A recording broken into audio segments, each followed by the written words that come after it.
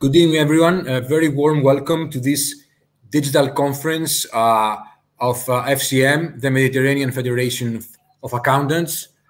This is FCM's first official function since the beginning of the pandemic and a step in our effort to adapt FCM's work to the new reality created by COVID-19. When we met, the FCM board members last met in Rome in late January, we were concerned about the news reaching us regarding the spread of the disease, but obviously we were not prepared for what was about to follow. In the ensuing months, the pandemic struck our member countries, and as a matter of fact, some of them were among the hardest hit, not just in the region, but in the world in general. Our members, the members of our member bodies, who operate as accountants and auditors around the Mediterranean region, found themselves at the forefront of the attempt to keep the Mediterranean economies going to the fullest extent possible, given the fact that all Mediterranean countries went through lockdown phases at different points in time and for different time intervals, and are operating ever since under various restrictions that will probably continue for the foreseeable future. Our members are also at the forefront when it comes to helping businesses and the wider community adapt to the changed circumstances under which we all have to operate, whether that means navigating clients through the various government rules and regulations put in place since the beginning of the pandemic, and especially in their continued struggle to maintain employment and continue to operate under these very different and trying circumstances. In order to assist our members early in the pandemic, we took the step of collecting all the measures taken by the governments of our member states in order to support their economies, and we created a report in which we presented all these measures in detailed fashion and in a way that made comparing those measures taken by different countries easy for those who were willing to read the report. Our purpose was twofold. In the first place, to identify these measures taken specifically by governments which support SMEs, professionals in public practice, and self-employed workers, all those, that is, who constitute the backbone of our membership. And secondly, so people could use it as a benchmark to see how countries of interest to them were doing. This report has been updated on a monthly basis, incorporating all changes taking place in the various member countries as they try to adapt to COVID-19. And speaking about adaptation, the impact of the pandemic to the profession and its ability to adapt is precisely the theme of our conference today. Although most of the participants in our conference are probably well acquainted with the accounting and audit profession, I think it is important to remind everyone, including ourselves, including the practitioners, the importance of the profession, especially in these strained times. In the private sector, through reliable and transparent financial information, accountants and auditors contribute to the efficient allocation and management of resources, help companies attract investment and access credit. That is, they support an environment of trust that allows businesses to flourish, and this is an essential role. In the public sphere, the accounting profession supports the public sector in order to be transparent and accountable to its citizens. Effective financial reporting is critical to government understanding of their fiscal position and prospects. It's also crucial for providing legislators, markets, and citizens with the information they need to make efficient policy decisions. And of course, to hold governments accountable for their performance. Therefore, the impact of the pandemic on the audit and accounting profession is not of interest just to accountants and their professional organizations, but rather the ability of audit and accounting professionals to cope with the restrictions imposed as part of the measures to combat COVID-19 and to adapt to the way local economies will operate for the foreseeable future will be a key determinant to the resilience these economies will display throughout this period of turmoil. These professionals are called upon to navigate a treacherous path whereby they need to be able to adapt to the continually changing situation, which is directly dependent on the constant ebb and flow of the pandemic. That in practice means that professionals have to balance the need of their clients to receive timely, accurate, and reliable advice with a constantly changing legal and regulatory environment created by the need of governments to respond to the challenges constantly brought forward by the pandemic.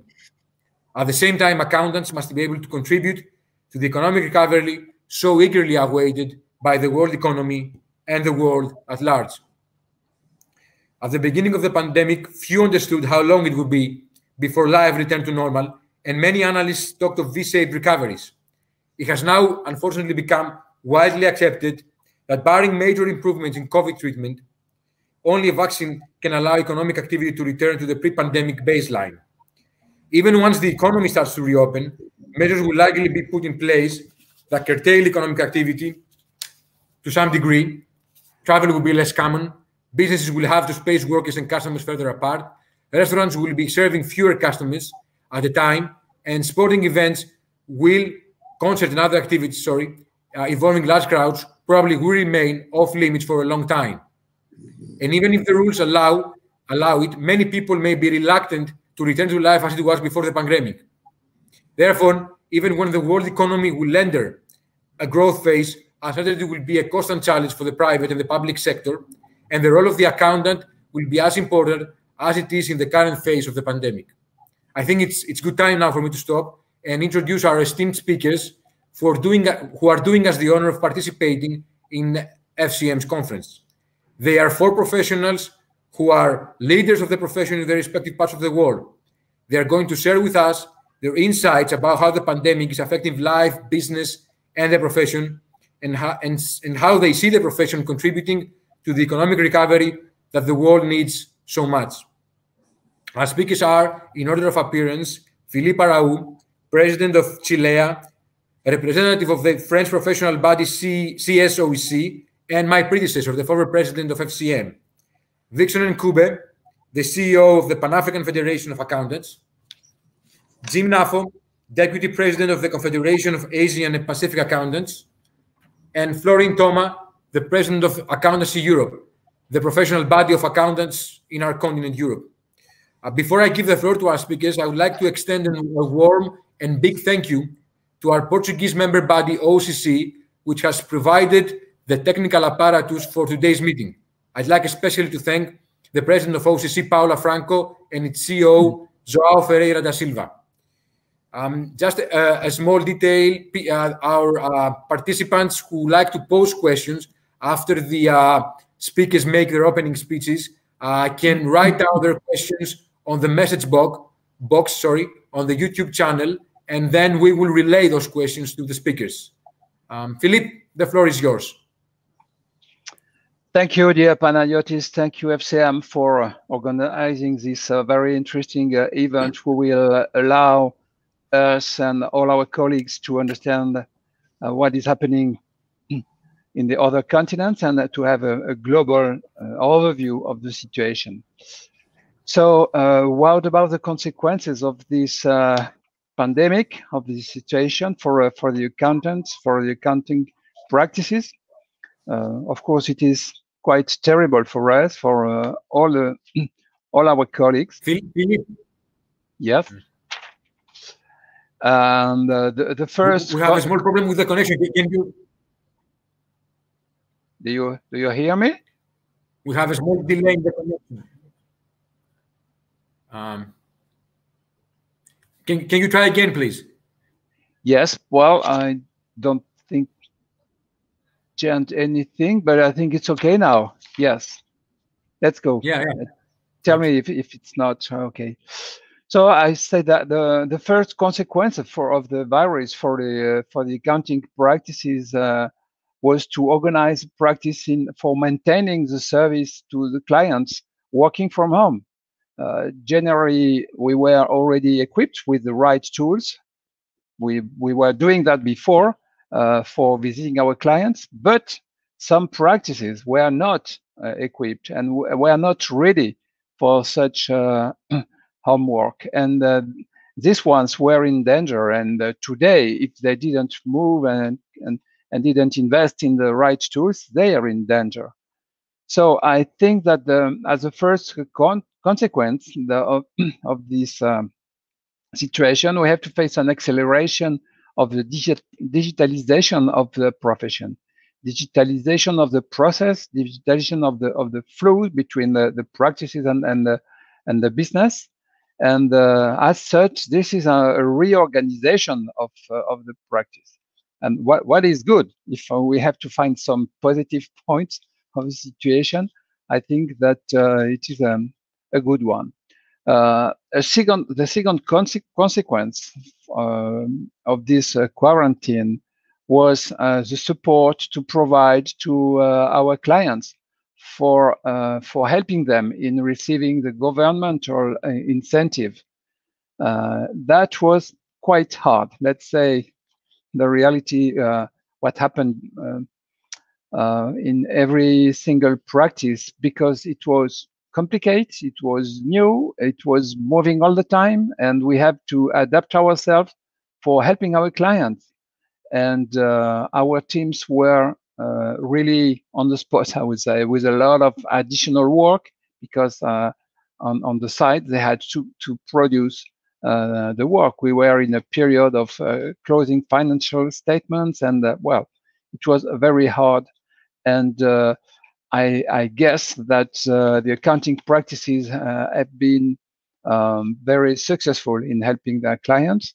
And this is also another positive consequence, because we proved to our clients that they can count on us for doing more than only preparing financial statements and or bookkeeping, or I don't know what. But we were really by their side, and that was good for them, and they appreciated a lot.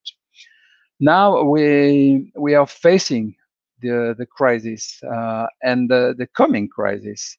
I'm afraid that the worst is to come in a few months, because a lot of public money has been injected in the economy, and the next step will be to reimburse this money. And the level of the economy today does not come back to the one before the COVID. And the question is how to pay. So it will be a financial difficulty to face for the business. And us as accountants, we have to help our clients to provide the good advice. We know that the pandemic is not a short parenthesis. At the beginning, we thought it could be maybe 6 months, but today we know, and the economists all agree on that it will be a period of 2 years or 2 years and a half, or maybe more. But it's not a short time. And that is the economic reality today we have to face, and we still don't know the issue of all that.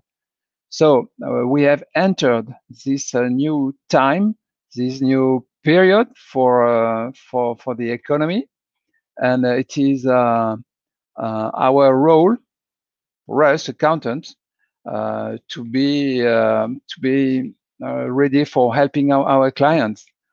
So our main role today will be to give the good advice to our clients for taking the best decisions. And what is happening is that this economic crisis is coming upon a delicate situation of a new economy with digitalization. We all know that digitalization is running, but now with the COVID upon that, this may be more complicated. And I guess that the time has come for accelerating this change, and for the accountants to help their clients in opening their minds. I'm afraid that we are entering a difficult period for the economy, and the survival of the business, I would say the old business, the ancient one, may require a new mindset, may require association or merge or acquisition, or I guess strong and basic changes for staying in force on the market, and if possible for taking profit of the crisis. We all know that when you have a crisis, you have For one side, the ones who take profit, and for the other side, the ones who are suffering the situation. And this will be the case, and we have to face that. So it is our role to us, let's say, the accountants, to be by the side of our clients for much more than only the financial statement and the financial information. And I see that as a positive situation. And for me, it is an excellent opportunity for reinforcing the position of the accountants in the economy. We know that the public authorities count on us. They have appreciated our role during the crisis, and the business counts on us as well. So we are in the middle, like always, like usual. But this is the right time for the accountants to prove to everybody that we are there and that they can count on us, I would say, as accountants. And this situation is the same one in every single country and every single continent. So I'm not speaking of what is happening in France, but it is the case in all Europe and all the continents. We have many and many video conferences, and we share these experiences of different countries and continents and regions. And this is the same for everybody. So it's probably a time for a change. We still don't know what will be the issue, but what is sure is that the accountants will still be around and that we have this important role to play. So maybe nothing more to say. I will look for questions at the end and be happy to participate to the debate. Thank you. Okay, great. Thank you very much, Philippe. It's a very good view of the situation on the ground and how accountants interact with their clients and the importance of digitalization, for which you have spoken over many years. And we are aware of that. Vixen, it's your turn. The floor is yours. Much, Mr. Moderator. You need to run. Yes. The first thing I want to say is that the COVID situation represented a human catastrophe beyond anything else. It brought about loss of life. It brought about loss of employment and livelihood generally. That became the first impact that I noticed of COVID. Now, because the accountant's profession is what I can say a parasitical profession that relies on other businesses to function well for it to be able to survive, its impact was even higher because some of the small clients that our people had went under. Some companies that were employing our accountants in the commerce and industry started halting all the issues of employment. They are losing business, so it means they can't function. So the COVID situation really presented us with a big challenge that we had not anticipated. Even when we talked about disaster recovery plans, we had not realized that there would be such a huge kind of disaster that will face us. Now, that made me try to think about things. In 2014, I read a book that was written by Dan Brown called The Inferno. It was talking about a virus. I started remembering part of a lot of novels that were fictitious then that I read about. All of them were talking about a potential virus that has the capacity to cripple the whole world. And now, we thought these were just jokes and fictitious issues, but COVID brought them to life and they become reality. Now, then I start to see that as a profession, we have positioned ourselves as people who play at the end of a long value chain in producing reports. Now, my friend Philippe, of course, did talk about advisory service. Now, how do you advise someone whose business is dying? I start to think myself. Then I realized that it is time for our profession to reinvent itself and move away from this parasitical approach where we wait for others to survive before we live. We got to find ways of being part of the relevance of the whole value chain from beginning to end. I may not have the answers of the how, but I really know that that's what we should now do. I looked at the African continent, for example. A lot of online trade starting booming, and I just go on the internet. I said I want to buy masks for my family. I find that a South African company is offering me masks, but those masks will first be imported from China. So I start to think that the African continent in particular, whereas the digitalization is making us be able to buy things, access things outside our own countries or online while we're sitting in our homes, those things are not benefiting the African continent economic growth. So from Africa's perspective, there is a need for us also to start realizing that we must bring our products online so that when people want to buy things, they can see that there's something being produced in the African continent. Now, the other thing that I think the profession must now start to look at very quickly is the issue of an integrated approach, the issue of the 6 capitals. We need to start bringing the equivalencies of these 6 capitals so that we realize that it's not just the profits that are important. It's not the financial capitalist who is important. The human capitalists, the social capitalists, the natural capitalists, all these capitals must be maintained and enhanced if this world economy is going to function. I say this because I realize that even if you have products and you don't have consumers for them, even if you have products and people want to consume and they don't have the capacity to consume them, even you who has your money and products will end up having nothing to live on. So I am saying that it is very important for the accountants profession to redefine itself, put itself part throughout the value chain and not wait to make reports. And secondly, let us enhance and maintain all the 6 capitals if this world is going to appreciate our existence as accountants. I'll end this for the time being, Mr. Moderator.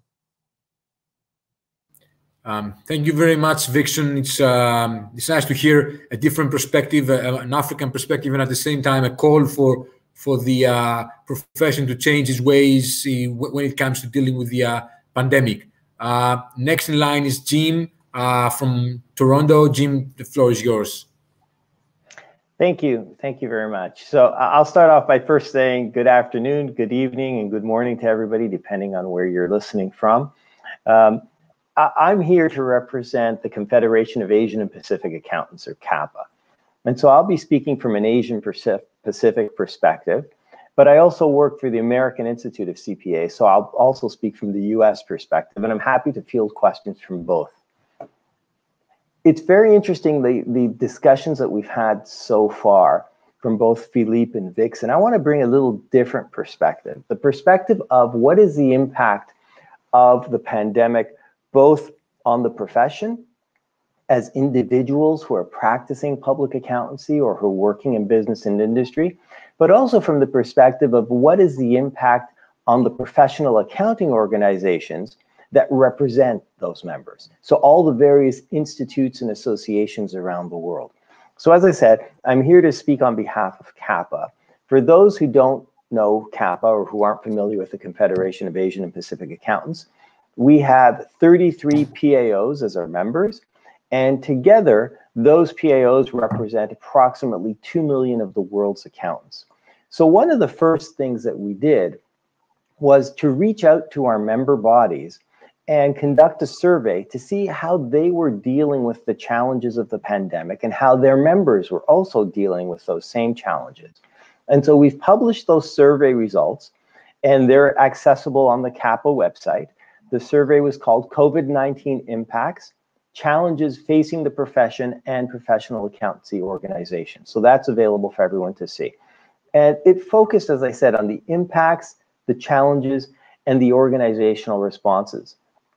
We all know that the pandemic took the whole world by surprise, and that the economic and social activities came to a grinding halt as a result. And the accountancy profession, as we just heard from Vixen and Philippe, was really no different. It suddenly had to learn how to sink or swim in these new challenging situations. So what we found in our survey was that the profession as a whole reacted swiftly. It adjusted and it pivoted its operations immediately to put out fires or to resolve short-term emergencies. And the survey found that the well-resourced PAOs appeared to thrive and adapt better than the less well-resourced PAOs. And by resource, I mean in terms of finance, its people, its technology. But the PAO's response wasn't just governed by the ability to gather its resources, because you also had to understand where the PAO was coming from in context of its jurisdiction, of its country, because different countries were hit differently by the pandemic. Some more severely, some went into lockdown right away, some did not. And so you have to take into consideration the impact of the pandemic, the impact of the government responses to the pandemic in each jurisdiction as to how the PAO responded. The PAOs, what we found in the survey was there was also a realization, not just that we had to deal with the immediate emergency, but that we had to look further down the road to chart what we call a new normal, or how would the new accountant have to work in a world after COVID-19. So it's not just about dealing with the pandemic and the emergency right now, but it's thinking about how will the world change, and how will the world be once, hopefully, COVID-19 is dealt with? How will we have to operate and audit and so forth? And so as a result, what we found from that survey was that the journey or the impact can be looked at from 3 vantage points. The first one is responding to the immediate challenges. So that's the short-term focus. The second perspective is to recovering and returning to the new normal. That's what we call our long-term focus. And the third perspective is what we call the silver linings. So seeing and seizing the opportunities that were being brought about as a result of this pandemic. So things had changed, and what were the opportunities for the profession and the PAOs? So in terms of the short-term focus, the focus of most of the PAOs was primarily on people, making sure of the health and safety of the members of the institutes and the staff of those institutes, and also on adapting their operations and managing their immediate finances. And I think that's a similar thing, regardless of whether you talk about the PAOs or public practices. They both kind of reacted in similar ways. In terms of the long-term focus, the focus was on sustainable operations, including things like a rapid transformation to digital, and in staying relevant. Because as all of this is going on, once COVID is over, how do we ensure that the profession and that the PAOs remain relevant, both to the members and to the public in general? So in responding to the immediate challenges, key organizational responses and support to support their members and the fundamental role that accountants play included the following. We noticed that a lot of our member body PAOs set up COVID-19 response hubs or micro websites. Many of them also set up helplines where you could phone the institute and ask for help. And of interest to the people watching right now, if you want, the CAPA website, we've gathered all those resources and we've put them on the CAPA website. So if you look, you will find links to all of the resource pages of all the 33 member PAOs, so you can see how each of those PAOs are helping the individual members of those institutes. The other thing that we found that the PAOs in the profession did was they started to interpret and synthesize government program information. Governments all around the world started to react to the pandemic. And a lot of the reaction, for example, economic stimulus packages that were announced, had to be interpreted. They had to be interpreted because businesses, especially small businesses, didn't really understand. As the stimulus package is being announced, it's happening so quickly. How does this impact my business? And often what they would do is they'd look to their accountant to say, you're the accountant, can you explain it to me? So a lot of PAOs started synthesizing this information so that their members could then explain it to their clients. Another thing that they did was develop guidance, interpretations, practical tools. They set up FAQs, frequently asked questions sections on their websites, so that their members and members of the public in large could look and understand these different government packages, these various ways to respond to all these different things that were happening. We found that the survey told us that the PAOs were increasing their advocacy. They were increasing engagement and dialogue with appropriate stakeholders, for example, regulators. So we saw that the PAOs were actively reaching out to various stakeholders, whether they're regulators, governments, and so forth, to advocate on behalf of their members, to obtain information that they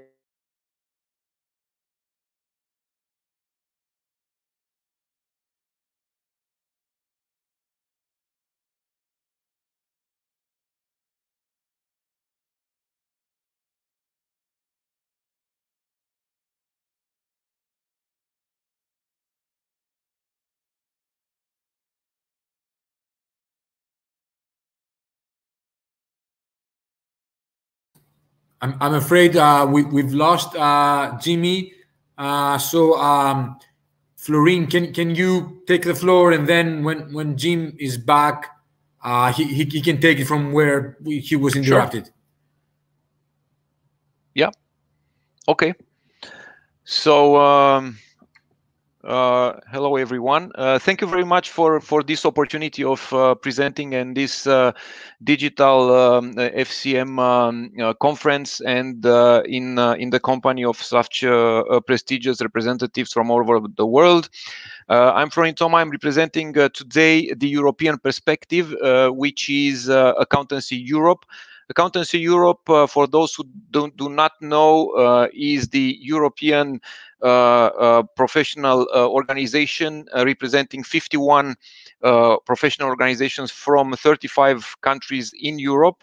And the main mandate is to represent them in front of the EU Commission and Parliament, lobbying on behalf of the profession for the legislation that is going on in Europe, and it's affecting the whole profession.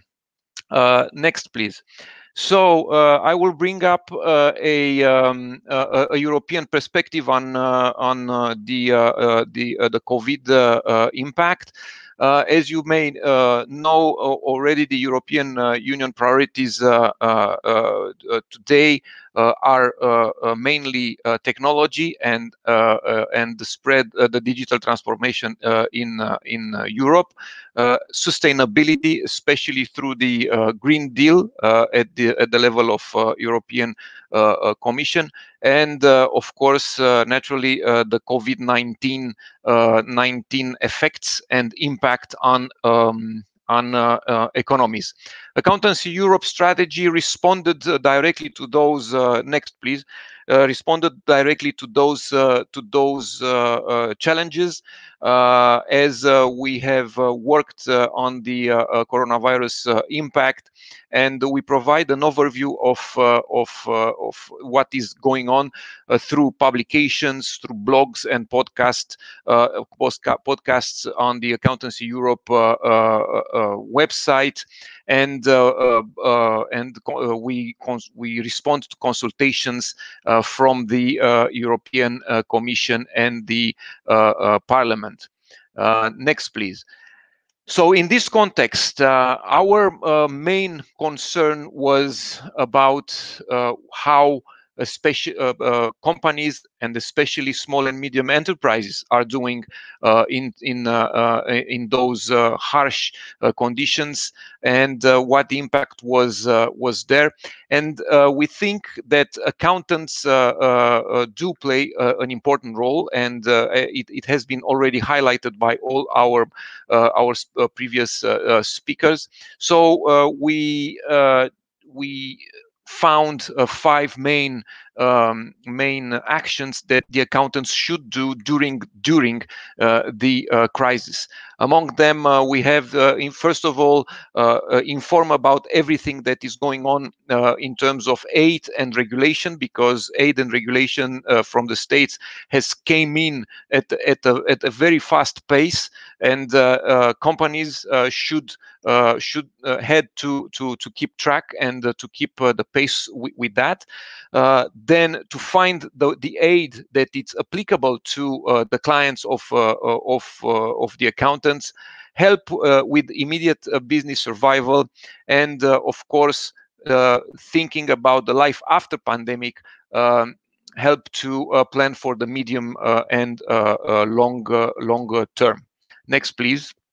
Of course, since Accountancy Europe is dealing with the authorities, we have the organization has issued 15 recommendations for the governments in order to help small and medium enterprises. Among them, permanent payments, no loans and loan guarantees, job retention. Be careful, this is very, very important, and speed up the public sector payments to SMEs, contractors, and suppliers. Not forgetting about the fact that regulation should be eventually simplified in order to be applied fluently.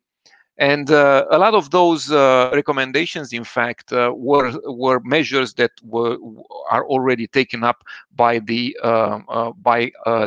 governments. Next, please. Of course, we continued with some podcasts about the helping the SMEs during the crisis. And next, please. We do have a technology hub and EU SMEs on our website. Please, next. And the next one, please. Now, one of the main issues that the crisis even has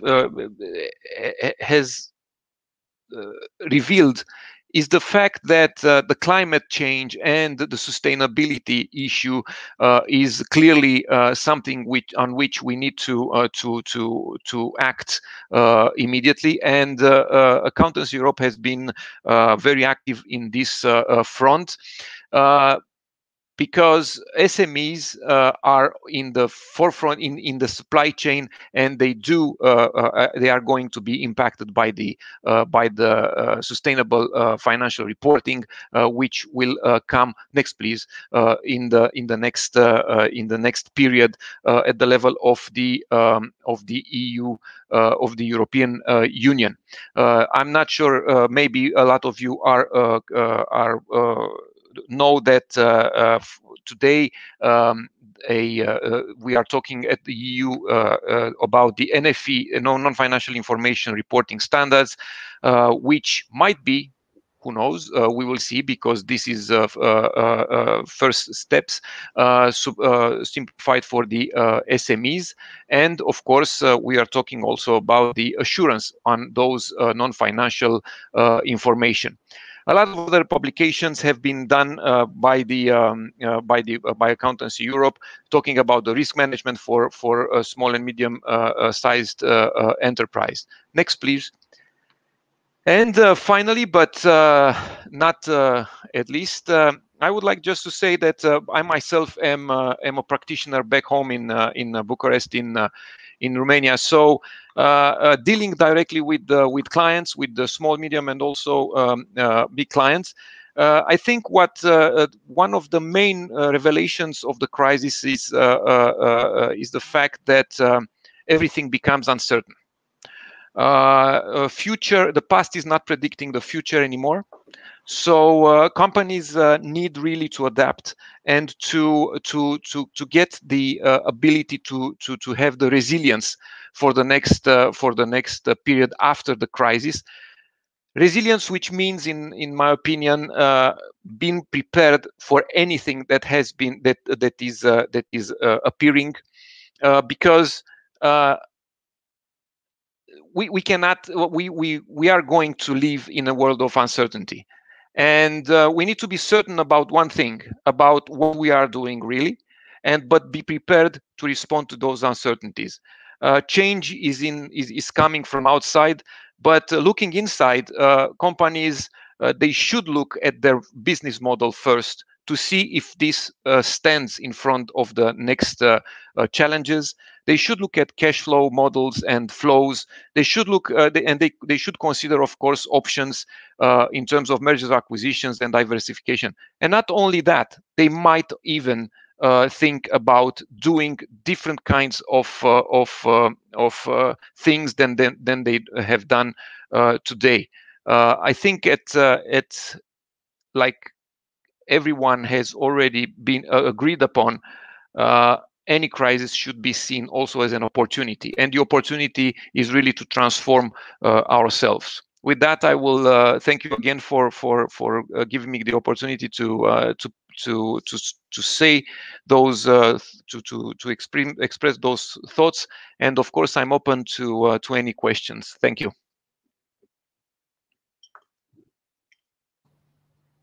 Florin, thank you so much for this more European perspective, and we are realizing how much importance the EU places on SMEs and their survival and well-being during this very difficult period. We have Jim with us again. Jim, you can continue where you got disrupted, so we will finish the statement, the speeches with Jim. Thank you, Jim. The floor is yours. Thank you. Thank you very much. And speaking of, dealing with resilience to the challenges that Florin just pointed out, that's an example of one where you're working from home and the internet goes out. And what can you do? So that's an example of some of the resilience that we as accountants have to demonstrate when we're dealing with these challenges. I was speaking about the challenges that were being faced by the profession and by the PAOs in light of the pandemic. But there's also the silver lining that it gives us opportunities.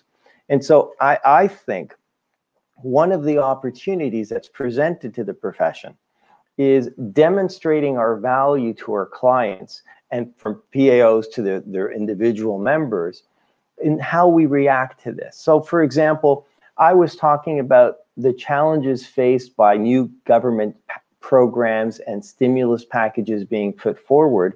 And a lot of the people in the public, a lot of the people who are the clients of accountants, don't understand how all these things are impacting their businesses at a time when there's so much being changed because of the pandemic.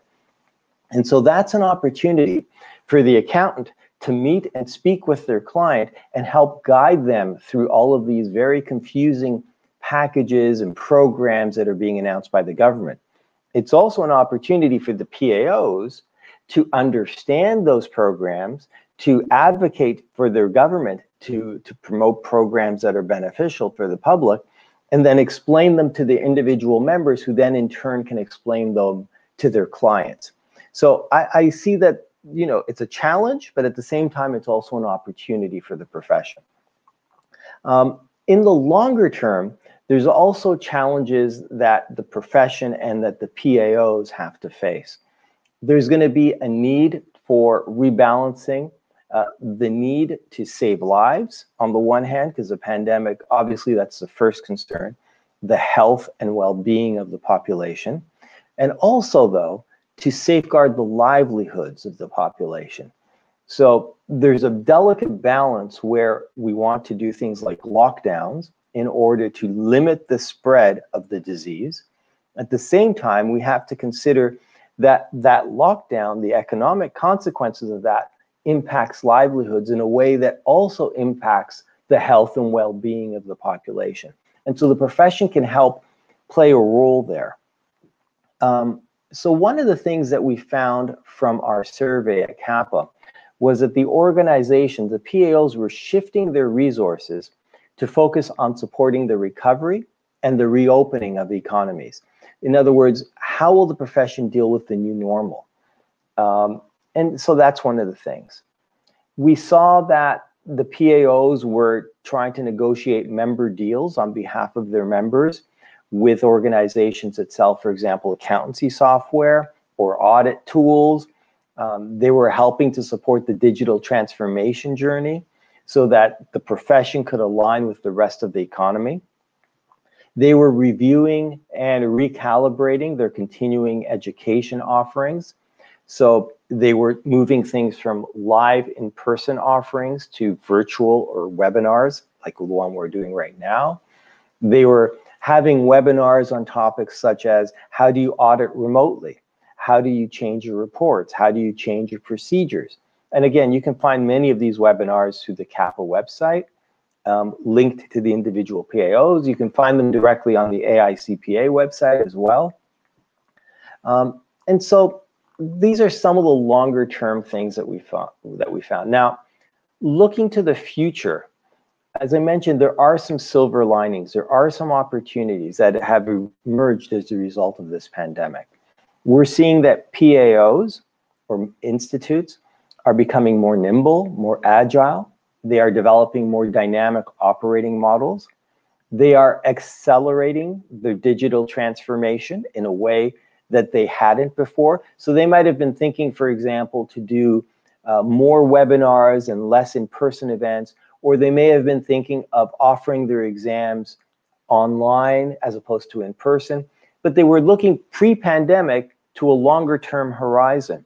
But now with the pandemic, all of that was shrunk, and they were moving and pivoting much more quickly to those digital models than they were before. We're seeing through the survey that there's an increased innovation and service delivery of our PAOs and heightened stakeholder engagement. And what I'll do is I think I'll stop there, and I'll hand it back to you, Panagiotis, so that we can see what questions are coming in through the chat, and maybe we can open it up to Q&A.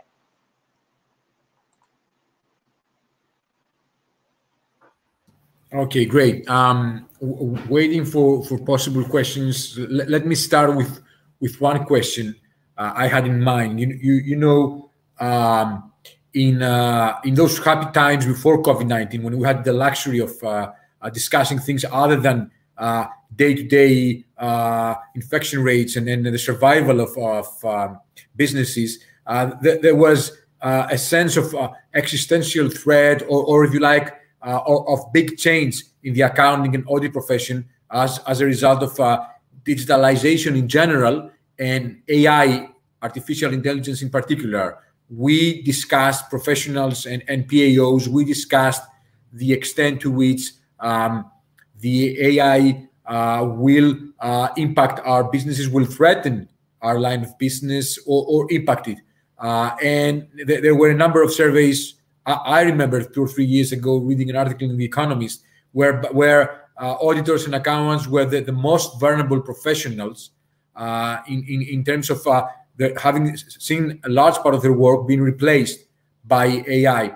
And now one of the keys to maintaining our relevance was our personal relationship with the clients and the extent to which AI would do the mundane job of data collection, and we would be there to interpret it.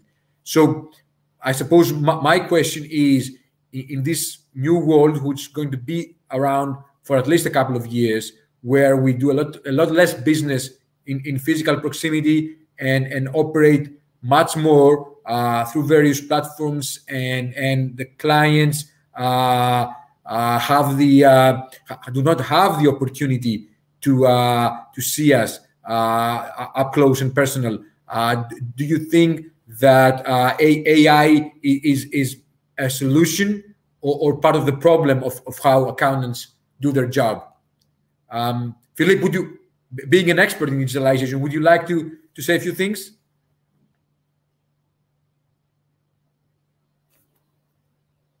And you need to unmute, Philippe. Right, thank you.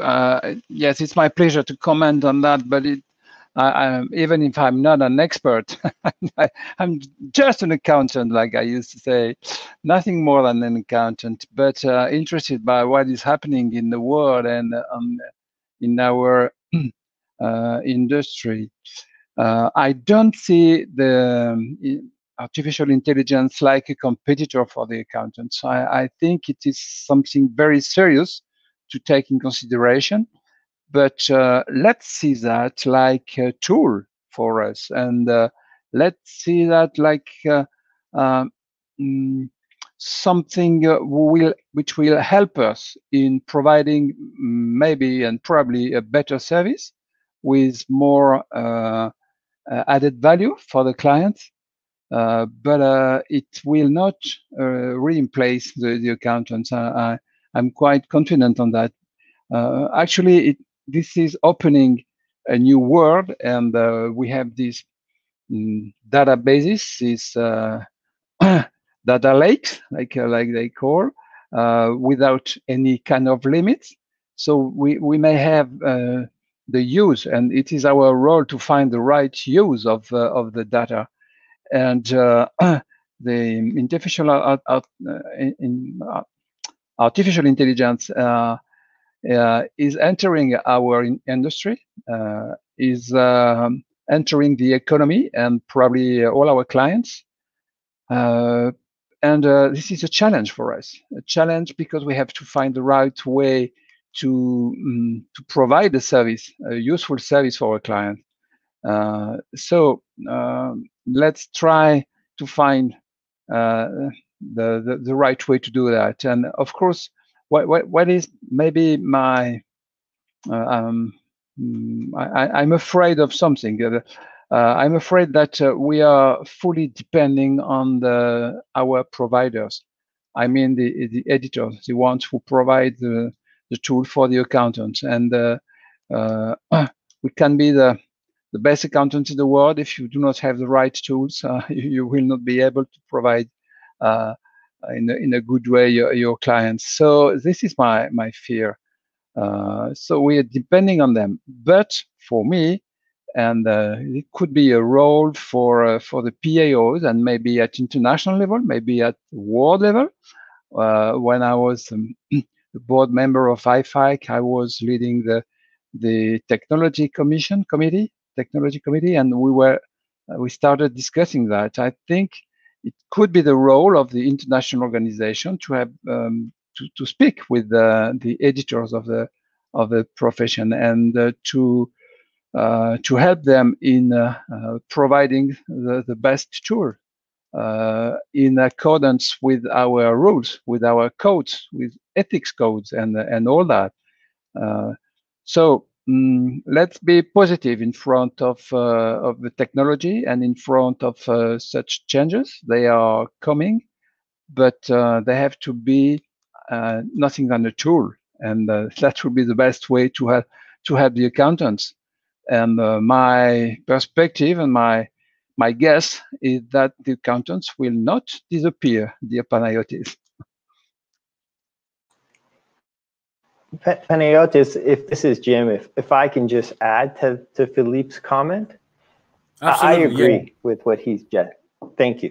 I agree with what Philippe just said. The way I look at the challenges of things like AI, data analytics, these are all challenges facing the accounting profession. And I think regardless of whether the pandemic had or had not happened, we as a profession would have to deal and meet those challenges. I think if anything, what has happened now is the adoption of AI, the adoption of data analytics by the profession has just been accelerated because of the pandemic.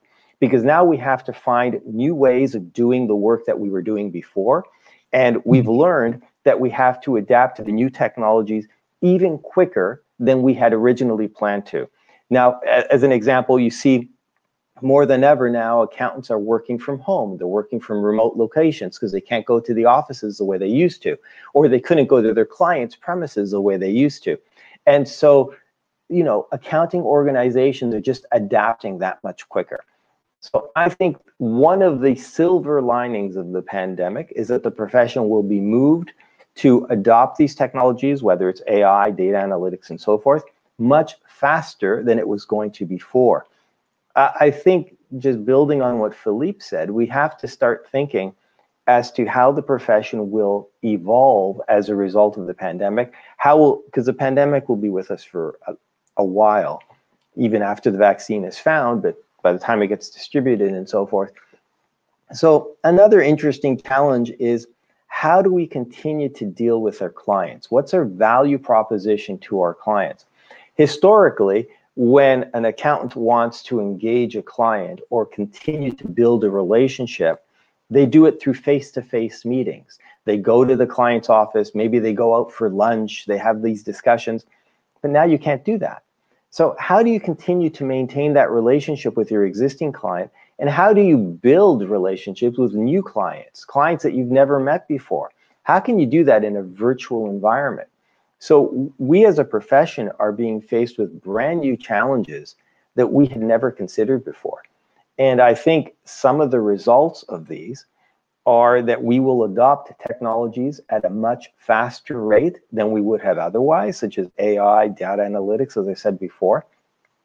I think another silver lining is that the profession will probably reduce its carbon footprint over the next few years. We're going to be traveling less. We commute less to go to work or to our clients. So we have to adapt, but not all the adaptation is a bad thing. Some of the adaptations may result in good things, both from a societal point of view, from an efficiency point of view for the profession, and from even demonstrating our value to clients in a deeper way. Because as we adopt things like AI and data analytics, to your point, we will demonstrate and increase our value to our clients. So I just wanted to add that comment on to what Philippe had said. Okay, that's great. Can I? Florian, of course. Yeah, just to add, well, I fully agree with all my predecessors on this. Just to add up something about you know, there is a dimension where people, and especially small companies, they're not in the driver's seats on that, especially small accounting firms, if we are talking about small practices. So they're struggling to understand how to do those things, how to adapt. Well, I would say that's one thing. It's about how to do it from a resource point of view. But it's another dimension, which is about the transformation, because AI and the new trend, which is accelerated, like Jim said, it's something. It's a disruption. In a way, it's something which is accelerated clearly, but it's a disruption. Now, do you look at this disruption as a destructive event? It's something which is making you afraid and bringing you fears. Of course, you can do that. Why? Because you are still trying to adapt the practices that you had in the past. You're just looking at them and you say, well, I'm not sure how to take that. How will I do it? What will I do? What if I'm not going on the right route? What if I don't know how to do it? So it's frightening. So, but I think the opportunity here is exactly the fact that you can transform yourself, because you are pushed from outside in any way. Your clients are pushed, and they're pushing you. They're not going to have only some reports without I mean, on paper or things like that. That's one dimension. And the other dimension, it's about accountants disappearing. AI today is something which is, well, I'm not really an expert, but apparently it's developing. It's something which is, you know, it's taking a lot of decisions based on options, which is very, very quicker than the human mind. But it's true. You're not going to I mean, the robots will probably not understand what's in your head. In fact, what's in the head of your client. What do they really want? Do they I mean, they want profits probably, but what they really want, it's a house or a boat or something like that, or to be happy with their families. That the robots might not know. That's only human touch. That's where that's where we come in. That's where we can interpret, if you want, the whole thing. That those tools, and I agree with you, those should be tools which will assist you and your clients to take decisions.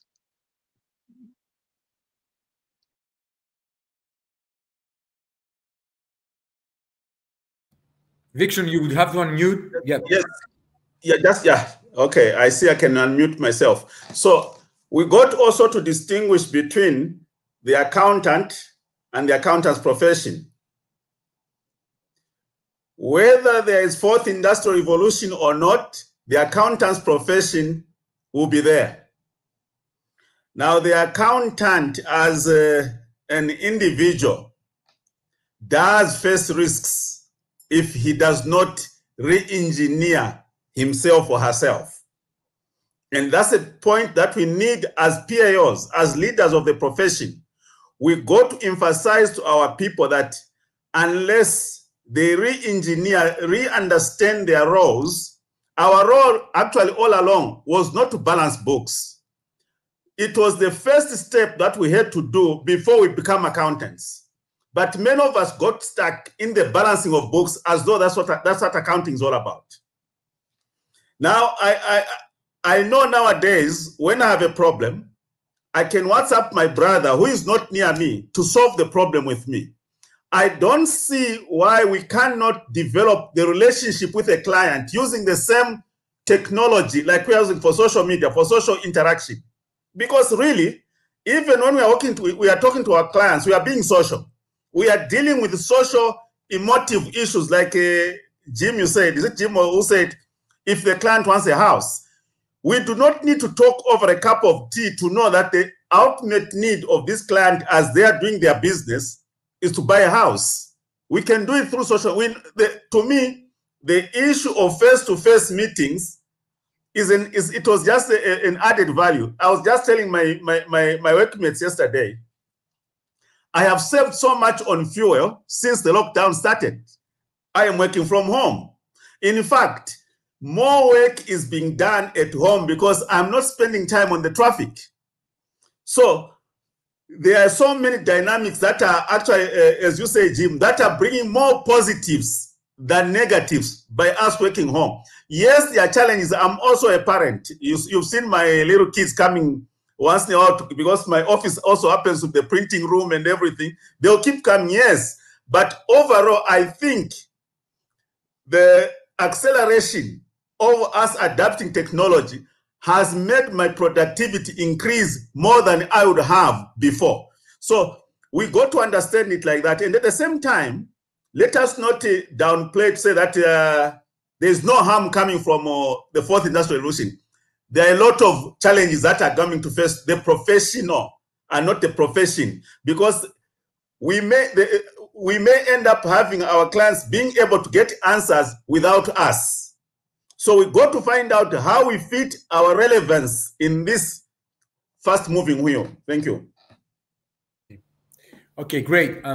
I have a question actually from João Ferreira, who is the CEO of our Portuguese member OCC, and it's about PAOs actually. It's about professional organizations and how they will adapt their exams and their professional development courses, and I would say their entire way of operating in this period of the COVID, but even in the post-COVID period.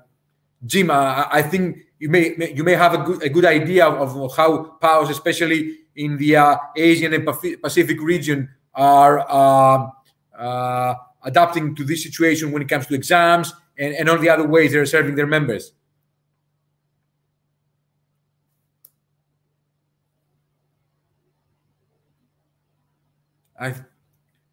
I think we just lost Jim. Is one of the challenges of the connection, but if he comes back in time, we'll have the chance to pose him this question. So let me ask another question, which is, at least in Greece, we have had a significant raise of the profile of the accountants as those people, those experts in which laymen, ordinary people go to have everything that relates to the government actions during the pandemic explained. I mean, obviously on the financial level, not in general. So you have changes in taxation, you have fiscal changes, you have furlough schemes, you have subsidies. Who do you go to? You go to your accountant, and that has raised the profile of the accountants At the same time, it has increased their workload, not necessarily their bottom line, to be honest, but it does have increased the visibility of the accountants in the wider community. I was wondering if as professionals, Philippe, Florin, Vixen, you've seen the same situation developing in your own countries and your own regions, whereby the accountants become the people who explain what happens on a financial level and what government actions are taking place, and they're very swift to the community. Who would like to say a few things? Okay, Vixen, you need to unmute again. Yes. Yeah, so first, let me quickly comment on the question that Jim was supposed to talk about, the PAOs. Now, a lot of our members are already looking for service provider to develop platforms for running exams online. They're already looking at service providers who can develop platforms for doing CPDs online. So already the game is running. It is now the value of collaboration with your software developers who can develop the platform for you. Very important. Now, when it comes to, now I'll give you a personal example. When I am not feeling well and I have some things that I feel, I just go on Google first. I am feeling like this. I already have a profile of the potential things that are a problem to me before even I go to my doctor. Now, let's not forget that even for our professionals and accountants, that will happen. As changes are happening in tax laws, as changes are happening in regulations, our clients will be able to first go to Google or whatever search engine, put there saying this has happened. They may get a profile already as they are going to come to you. They have a general idea of what's happening. And that means we must up our game. We cannot continue giving them advice that is basics because they already have the basic. So to me, it still comes back to the fact that to further enhance our profile, let us improve our own knowledge base and our ability to respond to a client who has a basic knowledge, because those days they came to us with absolutely zero of what debit and credit is. But this time, Uncle Google or whoever search engine will have given them a basic understanding. So we must be careful now also.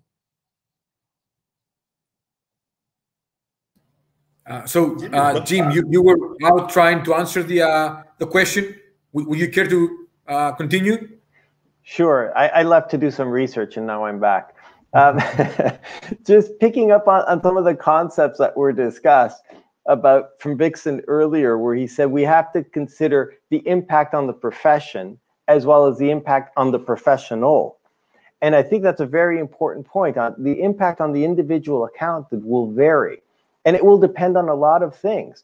So, for example, younger accountants will, this is stereotyping, but younger accountants generally will have a much easier time adapting to things like AI and data analytics, because they're digital natives. They know how to use that kind of technology much more intuitively than those of us who are in an older generation. And I think the challenge for the profession is, how do we help those accountants who are 40, 50 years old? How do we help them adapt to this new normal where they have to now learn these technologies at a much quicker pace than they ever anticipated?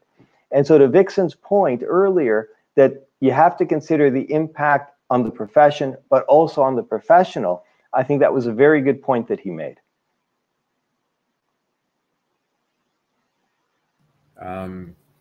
Would Florin or Philippe like to comment on this particular question, or should we go back to the question about the visibility of accountants? Okay. Yeah. Florin, yes. Philippe, okay.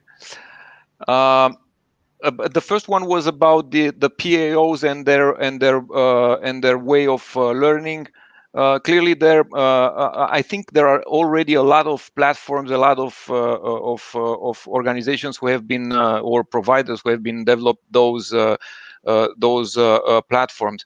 I think it's a question of approaching this in another way at the PAO level, in fact. because what goes generally in a live session doesn't go very well in an online session. So you need to adapt all those things. But one thing which I find very, very important is that PAOs generally, they are not alone. They do have peer PAOs around them. One of them, many of them are more developed. Other are at another level of development. Some of them are more better financed, let's say. Others no. I think first of all, the first step is to be aware about what is going on. The second step is to begin communicating, really. And when I'm saying communicating, is not about informing of what's happening. Is really making an exchange, and which takes you to action. And you can find a lot of cooperation in this area in order to find the best solution for your jurisdictions. On the other one, just to come back to the one about the visibility of the accountant, I think it's clearly a fact. In this period, and I felt it on my skin, if you want, the accountant becomes a one-stop shop, especially for small companies. They ask you everything. I mean, your client is asking you everything, and you need to, one way or another, either to say that you don't have knowledge about that, or to find someone who knows about it in order to help your client, because the environment becomes so complex that they need guidance, really. So I think the visibility, there is really an opportunity there, and it's really a stress test also, a stress test of the relationship of accountant-client. Because if you can go through this period helping your client, assisting them, then it's clear that this relationship, if it goes out well after the crisis, it will go reinforced. Because there are synergies there. It's true, the bottom line might be not the desired one, especially for the accountant, but you might find balances. And especially another thing which is very, very important: when you give your advice, make your client, your partner, whoever you give the advice to, that it's something which is of value. It's something that you worked on.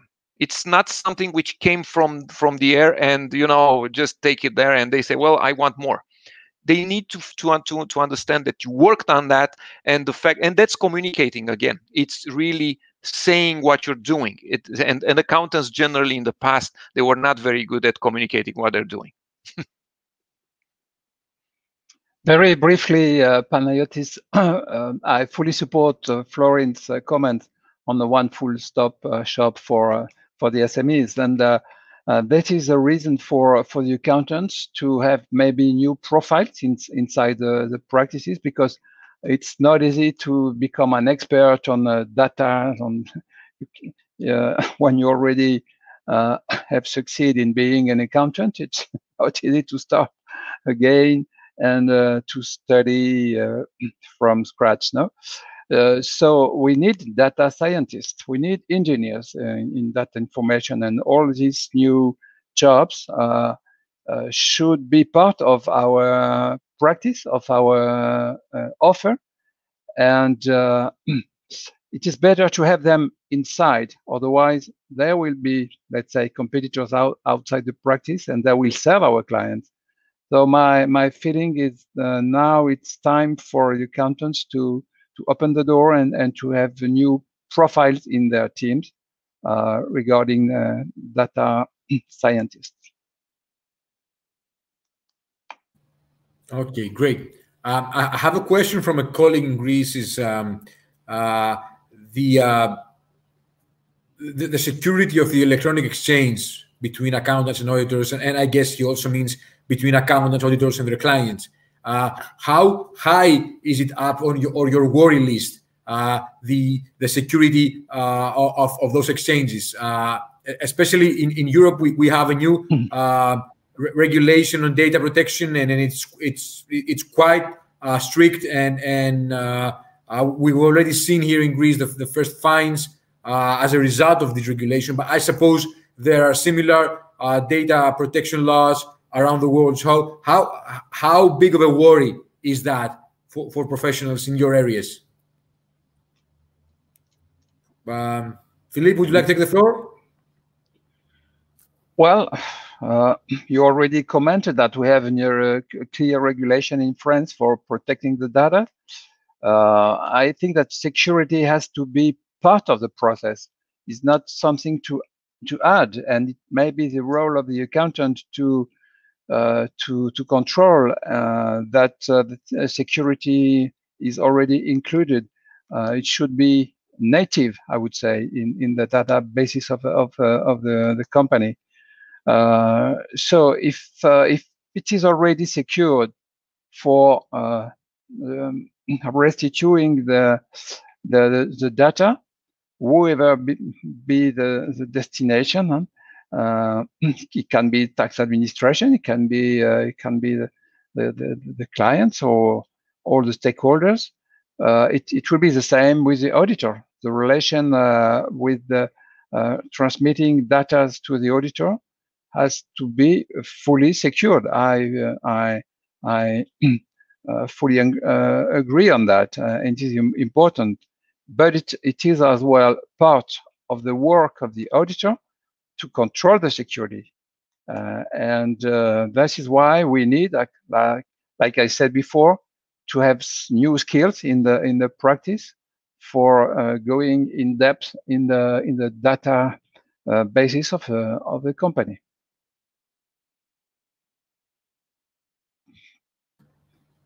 Vixen, let me just make a quick comment. Let me just remind you the first time you tried to drive a car. How so apprehensive you were that this car may crash me, I may not control it, but with years of driving, you actually do it unconsciously. What is happening right now, because we are entering a new territory of data transfer, we have all these apprehension. I'll tell you 2 years from now, it will be so usual that we'll not even notice that there's any security concerns. It is just that we have not yet been fully integrated in our bloodstream, the use of these systems. But once we are comfortable, trust me, all these apprehensions will be over. It will just like a normal transaction. I think we still have time for one last question we got from a colleague, and I suppose it all goes back to what Florin said about the one-stop shop, the accountant becoming the go-to person for everyone. It's the question of with recession looming almost throughout the entire world, probably throughout the entire world, and governments and businesses in particular feeling the pinch and trying to economize by other things on other things, including their fees to accountants. How can we use this pandemic and the situation and working from far away to keep high quality services while budgets are shrinking? One more time. So can I? Yeah, Florin, of course. Okay. Since you mentioned the, it's a tough one. It's a tough piece because I cannot. I mean, every accountant probably feels that on in his own business. But thinking about, first of all, I would divide that in two. First, I don't have to abdict or to renounce making high quality services. That's for sure, and I wouldn't compromise on that part. It needs to be. Secondly, it should be communicated well. I mean, if I'm giving a high quality valued service, it means that it has value for my client. And well, if it has value and I work for that, I should be remunerated. Now, it's true that if it has value, then the client will survive or will use it as it should. Now, the part of not being paid, that's out of the question, I would say. But you can find a lot of solutions. Let's say, I mean, let's say that that you get into an agreement, whereas you know exactly what it costs with all the discounts that you can make, whatever, but you give a good quality service, and for the financial part you can defer some parts in the future in order to help your client survive and do things like that. But I wouldn't go out and compromise on the high quality on one side, and I should make the clients aware about exactly what I'm doing, what I'm working on, because it's important. Sometimes clients, they don't value your services because they don't know exactly what you're doing. They think you're just doing something, well, you know, moving papers or something like that, but it's not true. Yeah, a brief comment.